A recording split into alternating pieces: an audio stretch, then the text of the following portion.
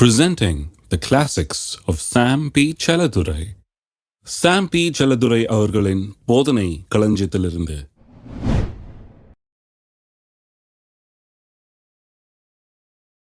அல்லாமலும் ஒருவனுடைய மீறுதலினாலே அந்த ஒருவன் மூலமாய் மரணம் ஆண்டு கொண்டிருக்க கிருபையின் பரிபூர்ணத்தையும் நீதியாகிய ஈவின் பரிபூர்ணத்தையும் பெறுகிறவர்கள் இயேசு கிறிஸ்து என்னும் ஒருவராலே ஜீவனை அடைந்து ஆளுவார்கள் என்பது அதிக நிச்சயம்.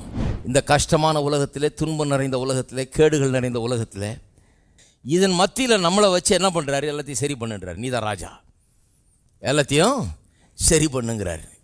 பூர்ணமான உலகத்தில் நம்ம வைக்கல, இப்படிப்பட்ட உலகத்தில் வச்சு நீ ராஜா என்று போதிக்கிறாரா? பண்ண என்ன அர்த்தம்? இங்கே இருக்கிற பிரச்சனை குறித்து முறுமுறுத்துக்கிட்டு, இங்கே இருக்கிற பிரச்சனை குறித்து சொல்லி அழுதுகிட்டு இருக்கக்கூடாது. நீ ராஜா, இங்கே இருக்கிற பிரச்சனை நீ சரி பண்ணி, இவைகளெல்லாம் மேலே நீ வா, இவைகளெல்லாம் ஜெய், இவளை உன்னுடைய பாதத்தை கீழ்ப்படுத்தி, எல்லாத்தையும் கீழ்ப்படுத்தி ஆண்டுகொள். இப்போ ரோமர் 5:17 பார்த்தோம். ஆளுவார்கள், எல்லாம் சொல்லுங்க ஆளுவார்கள். நம்மளை பற்றி தான் சொல்லிடுது, உங்களை பற்றி தான் சொல்லிடுது. வேத வசனத்தை வாசிக்கும் போது பாருங்கள், யாரை பற்றியோ ஏதோ புராண கதைன்னு நினச்சி வாசிக்கக்கூடாது. இது நம்மளை பற்றிய சத்தியம், நம்மை குறித்த உண்மை, நாம் இதுவரை அறிந்திராத புரிந்திராத ஒரு உண்மை. ஆளுவார்கள். அநேகம் பேருக்கு இன்றைக்கி ஒருவேளை விளங்காமல் இருந்திருக்கலாம். இது வரைக்கும் நம்ம ஆளும்படியாய் பிறந்தவர்கள், ஆள பிறந்தவர்கள் என்பது விளங்காமல் இருக்கலாம். You are born to rule, you are born to have dominion, you are born to be a king. நீங்கள் ராஜாவாக இருந்து ஆளுகை செய்வதற்காகவே பிறந்தவர்கள், அதற்காகவே அழைக்கப்பட்டவர்கள், அதற்காகவே ரட்சிக்கப்பட்டவர்கள். நீங்கள் ரட்சிப்புனா அதுதான். இப்போ அதில் எப்படி காலடி எடுத்து வைக்கிறது? இந்த ஆளுகை செய்கிற வாழ்க்கைக்குள்ளே எப்படி நுழையிறது? சாதாரண வாழ்க்கை நமக்கு பழகி போச்சு.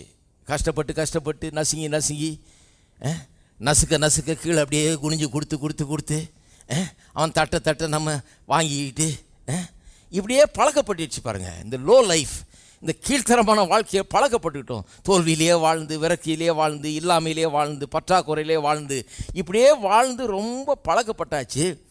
இப்போது புதுசாக ராஜாக்களை வாழுகிறது என்று சொன்னால் இதில் காலடி எடுத்து வைக்கிறதுன்றது இதுக்கு ஒரு பெரிய போதனை பண்ண வேண்டியதாக இருக்குது. இதுக்கு ஒரு உதாரணம் சொல்கிறேன் பாருங்கள். மத்தேயு 14 அதிகாரம் 22 முதல் 32 வசனங்களில் வாசிக்க போகிறது இல்லை, எல்லாருக்கும் தெரிஞ்ச கதை. இப்படி கேட்டிங்கன்னா போதும். மத்தேயு 14 22 முதல் 32 வசனத்தில் எல்லாருக்கும் தெரிஞ்ச ஒரு சம்பவம். பேதுரு தண்ணீரில் நடக்கிற சம்பவம் எல்லாம் கேள்விப்பட்டிருக்கீங்களா? படகுல சீஷரெல்லாம் போகிறாங்க. படகு கவிழ்கிற நிலையில் ஆயிடுச்சு. ஏனென்றால் காற்று அடிக்குது, அலை ரொம்ப சீறி கொண்டு வருகிறது, கடல் சீற்றத்தில் இருக்குது. எல்லாரும் இவங்க அலறிக்கிட்டு இருக்கிறாங்க, சாக போகிறோம்னு சொல்லி பயந்துக்கிட்டு இருக்கிறாங்க. அந்த நேரத்தில் பார்த்து இயேசு கடலில் நடந்து வர்றார், தண்ணி மேலே நடந்து வர்றார்.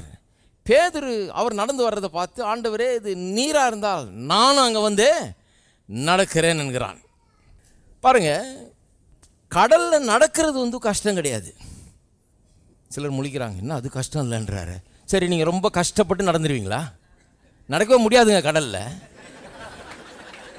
இல்லைங்க, கொஞ்சம் கஷ்டப்பட்டா அதுக்கு தான் சொல்கிறேன், அது நடக்கிறது கஷ்டம் இல்லை. ஏன்னு சொன்னால், நீங்கள் நினச்சாலும் கஷ்டப்பட்டாலும் நடக்க முடியாது.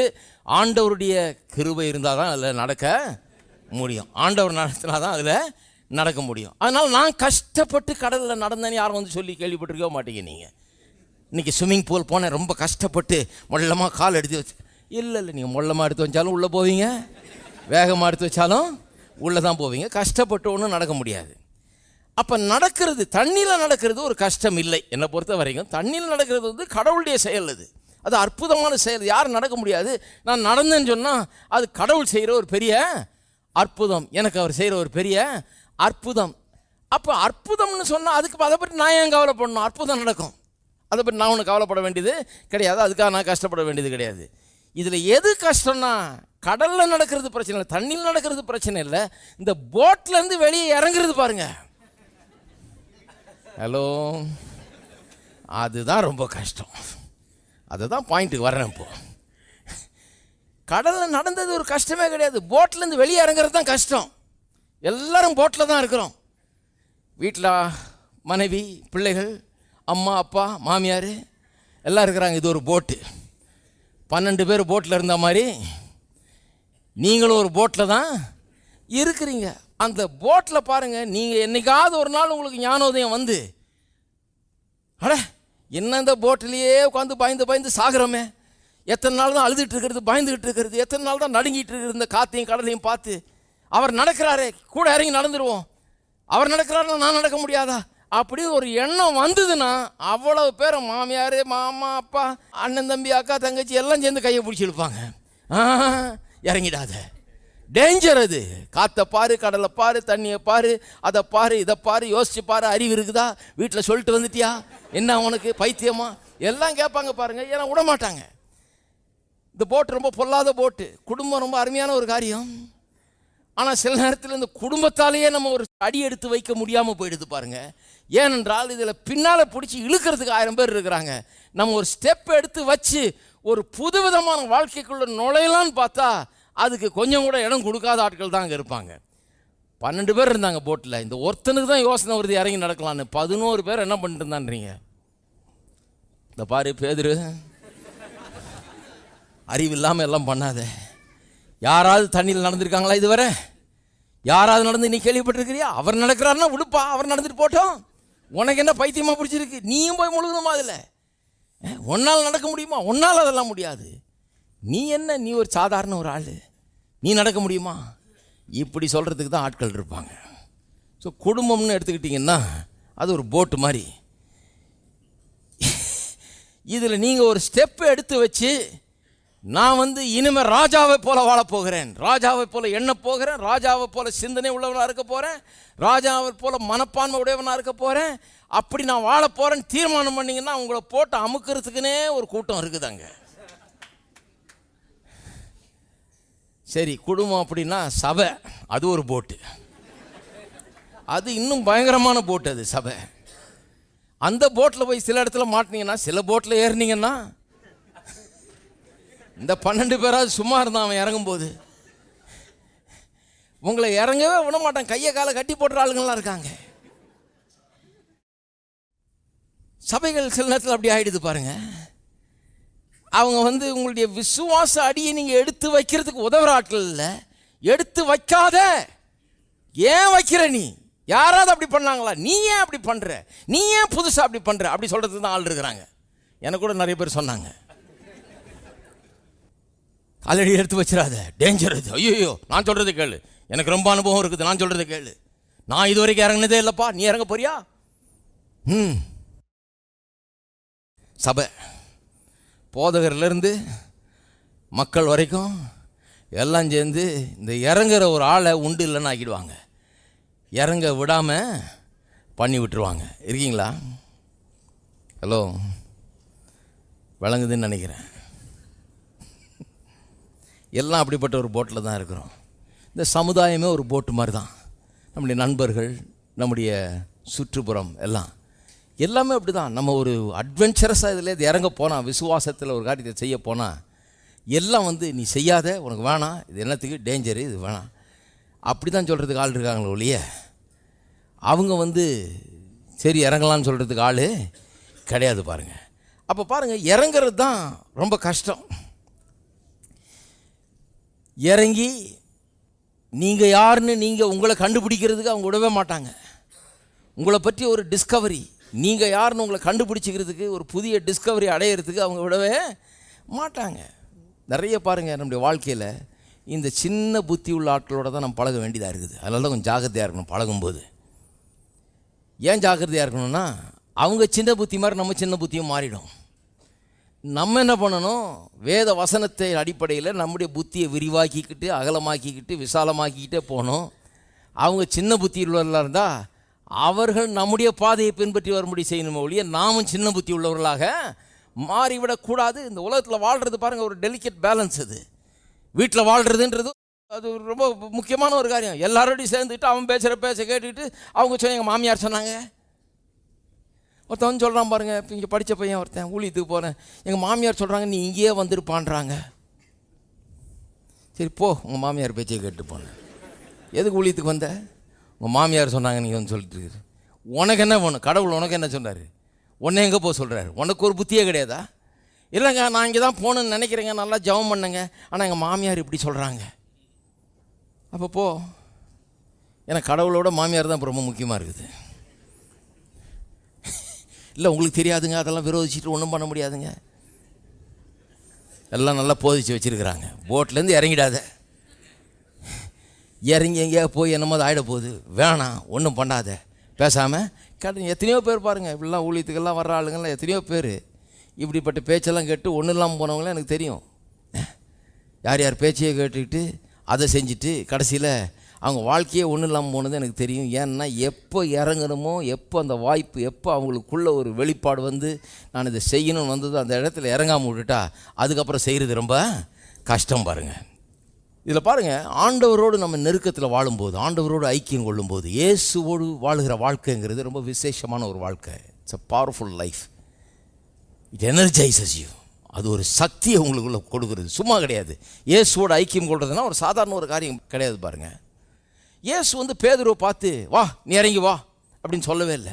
அவன் தான் கேட்குறான், நான் வரட்டா, நீராக இருந்தால் நான் என்ன பண்ணுறேன், நானும் வர்றேன். அப்போ என்ன ஆச்சு, இயேசுவோட பழகி பழகி பழகி பழகி பழகி கடைசியில் என்னைக்காவது ஒரு நாள் என்ன ஆகிடுது, ஒரு ஞானோதயம் உண்டாகிறது நமக்கு.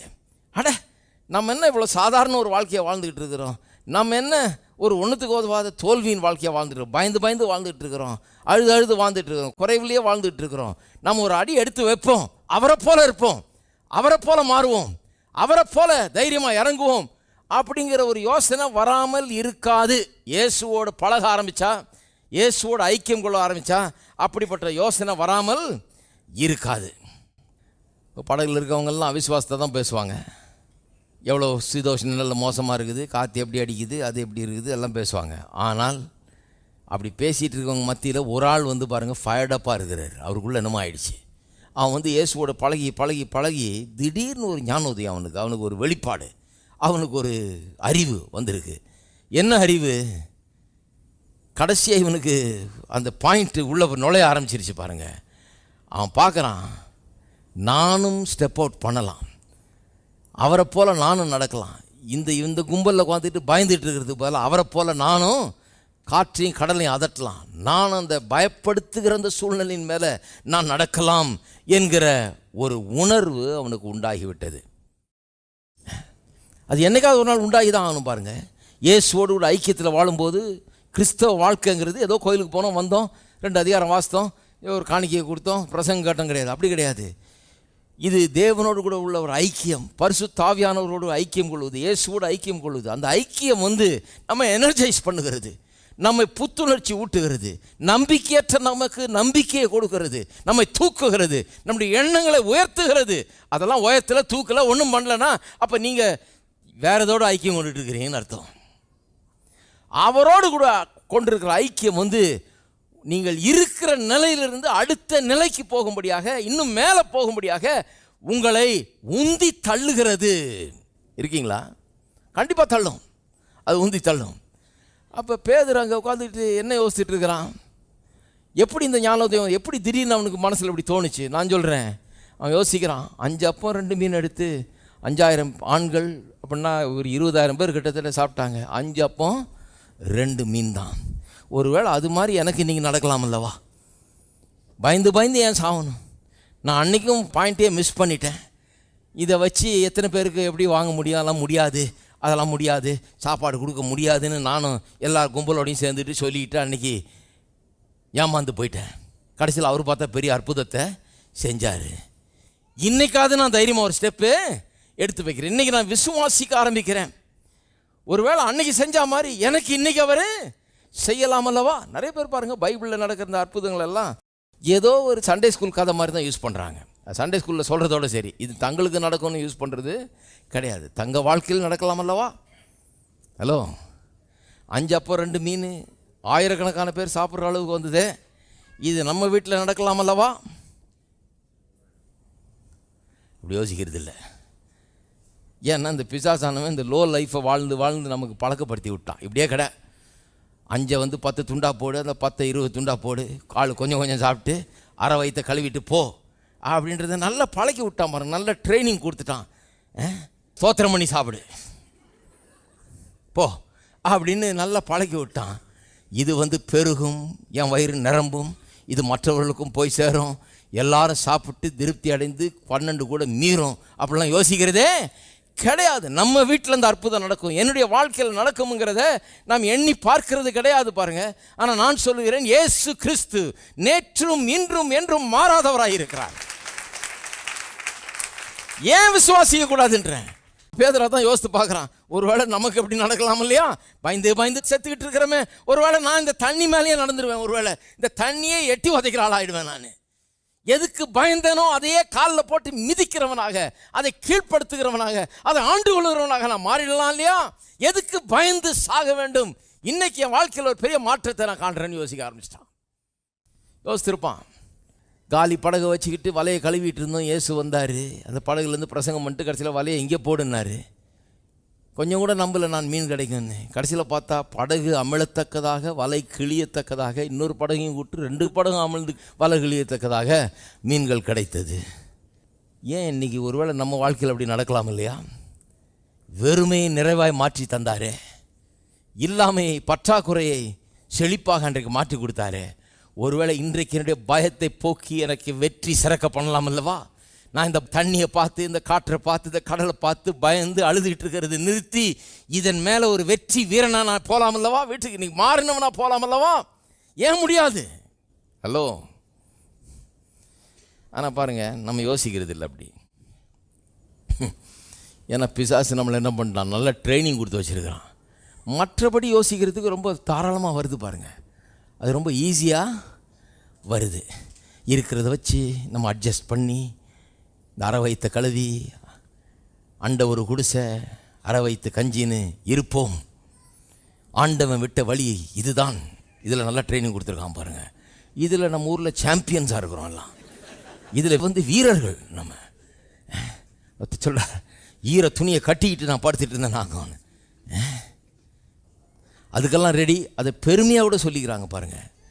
அது பெருமையாக கூட சொல்லிக்கிறாங்க. ஒருத்தர் சொல்கிறாரு, அடுத்த வேளை ஆகாரம் எங்கிருந்து வரும் என்று எனக்கு தெரியாதையா. ஏன் தெரியாது?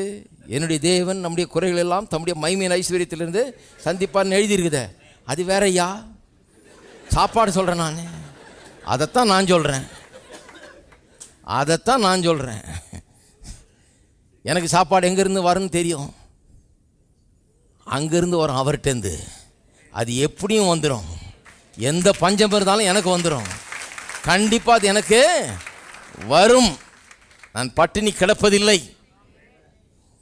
ஒரு பிரசங்கர் சொன்னார் பாருங்க, பல வருஷத்துக்கு முன்னால் நான் பிரசங்கம் கேட்டிருக்கும்போது சொன்னார், இனி ஒரு நாளும் என்னுடைய வாழ்க்கையில் நான் ஏழையாக இருப்பதில்லைன்னாரு. நான் நினச்சேன், அடக்கடவுளை இப்படி சொல்லலாமா? என்னமோ ஆகலாம். ஏன்னா எனக்கு அப்படி தான் சொல்லியிருந்தாங்க. நாளைக்கு என்ன ஆகும்னு ஒன்றும் சொல்ல முடியாது. அவர் சொல்கிறார், நான் ஒருபோதும் ஏழையாக இருப்பதில்லை. ஏன்னு சொன்னார். அப்புறம் தான் யோசித்து பார்த்தேன். அவர் போதும் இன்னும் இங்கே கேட்க ஆரம்பித்தேன். அப்புறம் தான் யோசித்து பார்த்தேன், என்னுடைய தேவன் மாறாதவராக இருக்கிறார், பஞ்சம் எனக்கு இல்லை. அப்போ பாருங்கள், நம்ம திங்கிங்கை மாற்றணும். போட்லேருந்து இறங்கணும். நிறைய பேருக்கு இந்த போட்லேயே இப்படியே அழுதுகிட்டே, புலம்பிக்கிட்டே, குறை சொல்லிக்கிட்டே, கண்ணீர் விட்டுக்கிட்டே, ஒன்றும் சரியில்லை பிரதர், ஒரே கடன் பிரச்சனை பிரதர், அப்படியே குடி முழுகிடும் போல் இருக்குது பிரதர், இன்னும் கொஞ்சம் போனால் இன்னும் முழுகியே போயிடுவோம் பிரதர். இந்த போட்டு கதை தான் எல்லாம் நடக்குது வீட்டில். எப்போ முழுகும்னு சொல்ல முடியாது பிரதர், இதெல்லாம் பேசிகிட்டு இருப்பாங்க. ஆனால் இந்த போட்லேருந்து இறங்குவோன்றதை மட்டும் பேசவே மாட்டாங்க. நான் சொல்கிறேன், வந்துக்கிட்டே இருங்க, கண்டிப்பாக சொல்கிறேன். இந்த வாரம் இல்லைனாலும் அடுத்த வாரம் யோசனை வரும், இந்த போட்லேருந்து இறங்கிடலாமே பேசாமல். இந்த போட்டு வேணவே வேணாம், எப்படியாவது இறங்கி வேறு வழியை பார்ப்போம் நம்மன்ற யோசனை வரும் பாருங்க. அப்போ வாழ்க்கையில் பாருங்கள், இயேசுவோடு ஐக்கியம் கொள்ளும்போது என்னைக்காவது ஒரு நாள், இன்னைக்கு இல்லைனாலும் நாளைக்கு அந்த யோசனை வரணும். இப்படியே போயிட்டு இருக்கக்கூடாது. பாடுற போட்லேயே உட்காந்துட்டு பிரதர் ஜாமனுங்க பிரதர் ஓண்டு போயிட்டே இருக்க முடியாது பாருங்கள். என்னைக்காவது ஒரு நாள் யோசனை வச்சு இதை விட்டு இறங்குவோம் கீழே. இப்படி நான் வாழப்போகிறது இல்லை, ஒரு புது வாழ்க்கையை வாழப்போகிறேன்ற ஒரு யோசனை வந்தே தீரணும். அப்படி வரலன்னா நீங்கள் சரியான பிரசங்கம் கேட்கறது இல்லைன்னு அர்த்தம். இருக்கீங்களா? சரி, போட்டு கதை நல்லா விளங்கிடுச்சுன்னு நினைக்கிறேன். இதை ஞாபகம் வச்சுக்கிட்டிங்கன்னா போதும். ஞாபகம் வச்சுங்க, தண்ணியில் நடக்கிறது பிரச்சனை இல்லை, இறங்குறது தான் பிரச்சனை. அது இறங்குறது இருக்குது பாருங்கள், அது ரொம்ப ரொம்ப முக்கியமான ஒரு வேலை பாருங்கள். பர்த்தமேயுங்கிற ஒரு கண் பார்வையற்றவன் இருந்தான். வேதவசனத்தில் வாசிக்கிறோம் இல்லையா? அவனுடைய கதையை வாசிக்க வேணாம், இப்போ எல்லாருக்கும் தெரியும். அது வழியருக உட்காந்து பிச்சை கேட்டுட்டு இருக்கான் பாருங்க. அப்புறம் ஆபிரகாமுடைய பிள்ளைவன் இவன் ஆபிரகாமுடைய பிள்ளை, அவனுக்கு நல்ல லாங்குவேஜ் எல்லாம் தெரியுது பாருங்க. தாவீதின் குமாரனே எனக்கு இறங்கும், நல்லா சர்ச்சு பாஷை பேசுகிறாங்க. சர்ச்சுக்கெல்லாம் போயிட்டு வரவன் தான், ஆனால் பிச்சைக்காரன். அவனுக்கு அதை மட்டும் யாரும் சொல்லல. ஏன் நீ பிச்சைக்காரனாக இருக்கிற, ஆபிரகாமுடைய பேரனாச்சே, இப்படி பிச்சை எடுத்துகிட்டு இருக்கலாமான்னு கொஞ்சம் யாரும் சொன்னதே கிடையாது. அவனுக்கு அங்கேயே உட்காந்து பிச்சை எடுத்துகிட்டு இருக்கான் பாருங்க. ஏன்னா அவனுக்கு எல்லாம் இப்போ என்ன மாதிரி சொல்லியிருக்காங்க, உனக்கு கண்ணு தெரியாதுன்னா நீ வேறு என்ன பண்ணுறது, பிச்சை தான் எடுக்கணும், வேறு வழி இல்லை அப்படின்னு சொல்லிட்டாங்க. அந்த போட்டில் ஏறிட்டான் அவன் தப்பா. இதிலே போயிட்டுருக்கிறான் பாருங்கள். திடீர்னு ஏசு அந்த பக்கம் வர்றாரு. ஏசு அந்த பக்கம் வரும்போது இவன் இயேசுவை பற்றி கேள்விப்பட்டிருப்பான் போல இருக்குது. இவர் குருடருடைய கண்களை திறந்துருக்கிறாரு, முடவரை நடக்க செய்திருக்கிறாரு, செத்தவர்களை கூட உயிரோடு எழுப்பியிருக்கிறாரு. இவரால் கூடாத காரியம் ஒன்றும் இல்லை, பெரிய காரியங்கள்லாம் அவர் செய்திருக்கிறாரு. இவர் இந்த பக்கமாக போகிறாரு. ஒருவேளை எனக்கு இன்றைக்கி ஒரு புது வாழ்க்கை ஆரம்பிச்சிடும் போல இருக்கு அப்படின்னு சொல்லி கத்துறான். தாவீதின் குமாரனே எனக்கு இறங்கும்ன்றான். அவன் சர்ச்சை ஆளுங்களாம் என்ன சொல்கிறாங்க, யோ பேசாம இரு. போதகர் பிஸியாக போயிட்டு இருக்கிறாரு, அவரை போய் தாவீதின் குமாரனே இறங்கு, பிச்சைக்காரனாக இருந்துக்கிட்டு இதெல்லாம் கத்தலாமா, அமைதலாம் இரு. அவன் பார்த்தான், இவ்வளோ நாள் சொல்கிற பேச்சை கேட்டுட்டு இருந்தேன், இனிமே நான் கேட்க போகிறதில்லை, இன்னும் சத்தமாக கத்துறேன், தாவீதின் குமாரனே எனக்கு இறங்கும்ன்றான். அவர் கேட்டுச்சு. அவர் திரும்பி பார்க்குறாரு, இங்கே வான்றாரு. வான் சொன்ன உடனே அவன் தீர்மானத்தை பாருங்கள். ஒரு மேலங்கி போட்டிருக்கான் அவன். கண் பார்வையற்றவர்கள் போடுவாங்களாம் அதை, மற்றவங்க பார்த்தா இவர் கண்ணு தெரியாதுன்னு கொஞ்சம் விலகி போகிறதுக்கு. இந்த மேல் அங்கியை கலட்டி தூக்கி எரிஞ்சிட்டு போகிறான் அவர்கிட்ட. ஏன்னா அவனுக்கு தெரியும், இனிமே இது நமக்கு தேவைப்படாது, எனக்கு இனிமேல் இது தேவையில்லை, எனக்கு இன்னும் கண்ணு பார்வை கிடைக்கல, ஆனால் ஒரு நம்பிக்கை வந்துருச்சு அவனுக்கு. எனக்கு ஒரு புது வாழ்க்கை வந்து விட்டது, புது வாழ்க்கை விளிம்பில் நான் இருக்கிறேன், அடுத்த ஸ்டெப் ஒரு புது வாழ்க்கைக்குள்ள நான் நுழைய போறேன், எனக்கு விடிவு காலம் வந்து விட்டது, எனக்கு இனிமே இது தேவையில்லைன்னு கழட்டி எறியலாம் பாருங்க. எரிஞ்சிட்டு அவர்கிட்ட போகிறான். என்ன வேணும்னு கேட்குறாரு, பார்வை வேணுன்றார், சுகமாகறான், போகிறான். அதோடு அவ்வளோதான். போட்லேருந்து இறங்கினவன் இப்போது எது முடியாமல் இருந்ததோ அது மேலே இப்போ நடந்து பார்க்குறான். இறங்குற நேரத்தில் இறங்கிடணும். கண்டிப்பாக அது உள்ளத்தில் அந்த இறங்க வேண்டும் என்கிற அந்த எண்ணம் வந்த உடனே இறங்கிடணும். நான் சொல்லுகிறேன், அப்படி தான் வேதத்தின் வெளிப்பாடுகள்லாம் அப்படி தான் பாருங்கள். அப்படியே இருந்துக்கிட்டே இருக்கிறோம். திடீர்னு ஒரு பிரசங்கத்தை கேட்குறோம். நான் சாதாரண ஆள் இல்லை, நான் ராஜா என்கிற பிரசங்கத்தை கேட்குறோம். நம்முடைய எண்ணங்கள் மாற வேணும் பாருங்கள். ஐயா, நான் என்ன இப்படி யோசிச்சுக்கிட்டு இருந்தேனே, இனிமேல் நான் இப்படி இல்லை, வேறு மாதிரி யோசிக்க போகிறேன். நாளைக்கு வேலைக்கு போகும்போது பெரிய பரிவாரங்களோடு ரதத்தில் போகிற மாதிரி யோசித்துக்கணும். எங்கே பிரதர், பஸ்ஸில் தொங்கிட்டுல போகிறேன் நான், பரிவாரம் கடவுளே. பைபிளில் என்ன சொல்லியிருக்குது, தமக்கு பயந்தவர்களை சுற்றி தேவதூதர்கள் பாளையம் இறங்கி இருக்கிறார்கள். உங்களை சுற்றி ஒரு பரிவாரமே இருக்குது. பரிவாரத்தில் ராஜாவை போல் நீங்கள் போகணும், தோரணையே ராஜா மாதிரி இருக்கணும். பஸ்ஸில் தொங்கிட்டு போகும்போதே ராஜா தோரணையில் இருந்தால் தான் அப்புறம் காரில் போக முடியும். தொங்கிட்டு போகும்போதே நான் என்னங்க, நான் ஒன்றும் குப்பை தூசி, நான் ஒன்றும் இல்லைன்னா அப்படியே தான் இருக்க வேண்டிய, இன்னும் தொங்குறது கூட இடம் கிடைக்காது, அப்புறம் நடந்து தான் போகணும். தொங்கும் போதே ஒரு தோரணை இருக்கணும். பாருங்கள், தேவ தூதர்கள் உங்களுக்கு கூட வர்றாங்க. உங்களுக்கு எதிராக எழும்பும் ஆயுதங்கள் ஒன்றும் வாய்க்காமல் போகும். ஏன்னா அப்படிப்பட்ட ஆள் நீங்கள், ஒரு ராஜா இருக்கீங்களா? அப்படி எண்ண வேண்டும், அப்படி யோசிக்க வேண்டும். என்னங்க தேவதூதர் அடக்கடவுள், ஒரு தேவதூதன் என்ன பண்ணான்னா பிசாசை பிடிச்சி கட்டி போட்டு குழியில் போட்டானா. பைபிளை வாசித்து பாருங்கள். ஒரே ஒரு தேவதூதன் போகணும் பிசாசை போட்டு கட்டி குழியில் போடுறதுக்கு. நான் சொல்கிறேன், உங்களை சுற்றி தேவதூதரெல்லாம் நின்னா இன்னும் இதை விட என்ன ஒன்று, படையே நிற்கிறது. இருக்கீங்களா? ஒரு படையே உங்களுக்கு பின்னால் நிற்கிறது. உங்களை யாரும் ஒன்றும் செய்ய முடியாது. எந்த ஆயுதமும் உங்களுக்கு எதிராக எழும்பும் எந்த ஆயுதங்களும் வாய்க்காமற் போகும் என்று வேத வசனம் சொல்லுகிறது. இதெல்லாம் நம்புங்க பாருங்கள். நிறைய பேருக்கு தங்களுக்கு இருக்கிற நிலையை தான் பார்த்துட்டு இருக்கிறாங்களோ ஒழிய வேதம் தங்களை பற்றி என்ன சொல்லுகிறது என்பதை எண்ணி பார்ப்பதே கிடையாது. நிறைய பேருக்கு இந்த செழிப்பு கிழிப்பெல்லாம் ஏறவே மாட்டேங்குது மனசில். ஏன்னா இந்த ராஜான்றதும் ஏறல. அதனால தான் ராஜான்றது ஏறினா செழிப்பு சர்வசாதாரணமாக வழங்கிடும். ஏன்னா காசு இல்லாத ராஜா பார்த்துருக்கீங்களா? ஹலோ, அவர் ராஜாங்க, ஆனால் 10 பைசா கிடையாதுங்க அவர்கிட்ட, கிடையாது. அப்படி ராஜாவை பார்க்க முடியாது. ராஜான்னா பணம் இருக்கணும். ஹலோ, ஏன்னா ராஜாவுடைய வேலையை செய்கிறதுக்கு பணம் இருக்கணும், ராஜாவாக இயங்கிறதுக்கு பணம் இருக்கணும். அதெல்லாம் ஒன்றா வந்துடுது பாருங்கள். ஏனென்று சொன்னால் ராஜாங்கிறதுல எல்லாம் அடங்கிடுது. இப்படி தான் இருக்கணும்னு கடவுள் விரும்புகிறார். நம்மளை ஒன்றும் இல்லாதவரெல்லாம் வழியருக பிச்சை கேட்டுட்டு இருக்க சொல்லலை கடவுள். கடவுள் என்ன சொல்கிறாரு? பிச்சை கேட்டிருந்தவனை எழுப்பி அவனுக்கு பார்வையை தந்து அவனை எல்லா பிரச்சனைகளையும் மேற்கொள்ளுகிறவனாக உயர்ந்தவனாக மாற்றுகிறதில் இருக்கிறார். இந்த ப்ராடிகல் சன் கதையை பாருங்கள், இந்த கெட்ட குமாரன் கதை. அவன் பாருங்கள், சொத்தை பிரித்து அண்ணன் தம்பி 2 பேர் அவங்க அப்பாட்ட சொத்தை பிரித்து வாங்கிட்டு போகிறான். தூர தேசத்துக்கு போகிறான். ஏன்னா தூரத்தில் போனால் நல்லா ஆட்டம் போடலாம், வீட்டு பக்கத்தில் போட்டால் எல்லாருக்கும் தெரிஞ்சிடும். அதனால் தூர தேசமாக போகிறான். அங்கே போய் ஒரு ஆட்டம் போட்டான் பாருங்கள், எல்லா காசும் போயிடுச்சு. எல்லா காசும் போன உடனே கடைசியில் பன்னி மேய்க்கிற வேலையில் போய் சேர்றான். பன்னிகளோடு உட்காந்து பன்னி சாப்பிட்ற சாப்பாடு சாப்பிட்டுட்டு அங்கே உட்காந்துட்டு இருக்கிறான் பாருங்கள். பன்னிகளோட 1.5 கலந்து விட்டான். அங்கே உட்காந்துட்டு இருக்கும்போது தான் புத்தி வருது. சிலருக்கு அப்போ தான் புத்தி வரும் பாருங்கள். என்ன பண்ணுறது? நல்லா இருக்கும்போது புத்தி வர மாட்டேங்குது.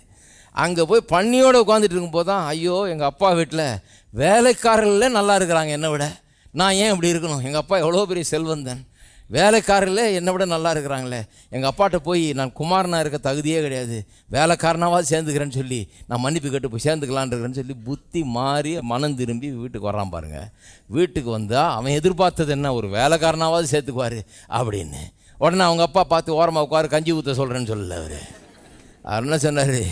அவனை வரவேற்று அவனுக்கு விலையுயர்ந்த வஸ்திரத்தை அணிவிக்கிறார். பாதரட்சியை கொண்டு வந்து போட சொல்கிறாரு. ஏன்னா செருப்பு இல்லாமல் இருக்கிறான் போல இருக்கவன். மோதிரத்தை போட சொல்கிறாரு. இப்படி எல்லாத்தையும் போட்டு அவனை கௌரவிக்கிறார் பாருங்க. எல்லாத்தையும் இழந்த நிலையில் வர்றான், நாற்றம் எடுத்து வருகிறான், அசிங்கப்பட்டு வருகிறான், கேவலப்பட்டு வருகிறான். அவனுக்கு ஒரு பெரிய அந்தஸ்தை அவர் தருகிறார். இது ரட்சிப்பின் கதை. அவரிடத்தில் வருகிற ஒவ்வொருவனையும் இப்படி தான் அவர் பண்ணுகிறார்.